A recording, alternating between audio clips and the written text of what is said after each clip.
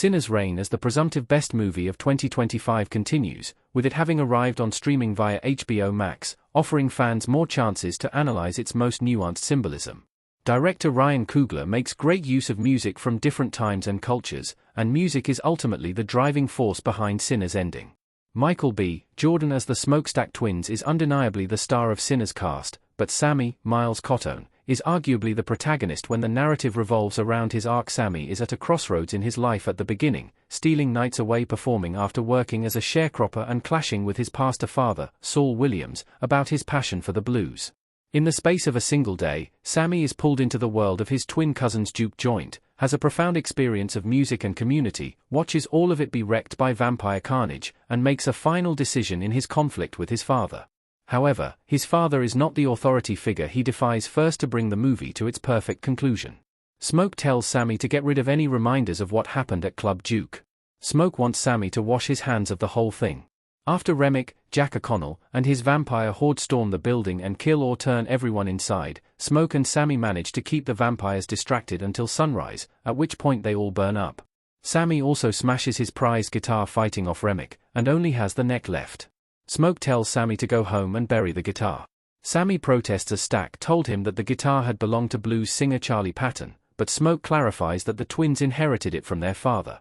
Smoke is making a final attempt to clean all the evil from Sammie's life, telling him to get rid of any reminders of that night and preparing to make his final stand. Having lost Annie, Wunmi Mosaku, and Stack, Smoke is fully prepared to die and is planning on doing it, taking out members of the Ku Klux Klan.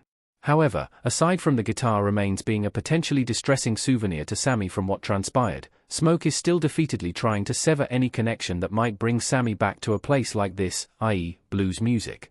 Smoke somewhat agrees with Sammie's father about his blues aspirations. He'd prefer Sammie led a simple, righteous life. Though he and his uncle don't seem to have the most friendly relationship, Smoke seemingly agrees with Sammie's father that Sammie should stay away from blues music and the places it is performed. Jedediah sees the blues as sinful, as people go to jukes and bars for drink and pleasure rather than working honestly or taking care of their families. With some more personal experience, however, Smoke doesn't want Sammie to be a permanent establishment of his juke joint because of the potential criminality it attracts. He and Stack stole and killed in order to get the juke up and running. People may partake in superficial sins there, but Smoke's fears run deeper. The twins see their uncle as fundamentally good, even if he is uptight, in contrast to their abusive father. They were partially driven to crime as a livelihood because they were turned away by people who were sure they were evil, like their father. Sammie, on the other hand, comes from a family with moral standing. Smoke might have hoped that if he gave Sammie what he wanted for one night, he would then go down the right path, or having Sammie perform at the Duke at all was primarily at Stack's insistence. But once he realizes that Sammie only wants to be a blues singer more, Smoke actually threatens him, insisting he will block him from pursuing this.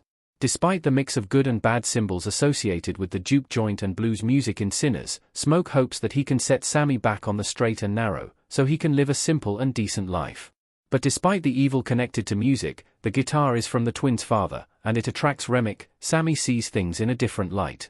Having lost so much, Sammie chooses to hold on to the good lessons from that night. Sammie decides that Smoke is wrong in the end. Smoke's experience with music and the juke joint may be more negative, since he sees it from the perspective of what he and Stack did to buy the building. But many of the Duke's patrons are just regular people from the area, looking for a fun night out after a hard day's work, gathering for a party in a community space. Of course, Sinner's best scene proves exactly what the value of this party is, as Sammie's music connects everyone present to each other, and to the past and future of their culture.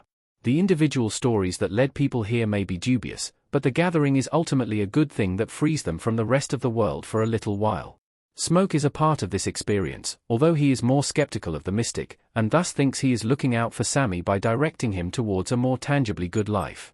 At the end of it all, Smoke's advice to Sammie to recover is to get rid of what may draw more evil to him, even if it is a source of positivity as well, but Sammie ultimately defies Smoke, cementing the true meaning of Sinners. Sammie knows that he has experienced something profound, which is why the vampires showed up, trying to leech off something meaningful. So, Sammie chooses to hold on to the things he learned from Delta Slim, Delary Lindo, and the others, dedicating his life to the joy he created that night. Smoke's outlook is different from Stack and Sammie's, which is why his story ends with death. Smoke couldn't have been a vampire or supported Sammie's career, so he reunites with Annie.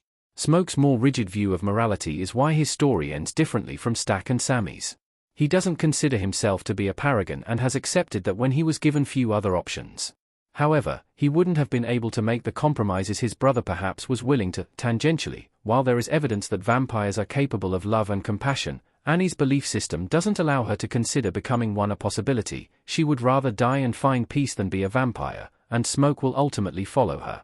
In contrast, Stack was always the more freewheeling and less morally fraught brother. This characterization shows in the ending, as Stack does become a vampire, something that is supposed to be inherently evil.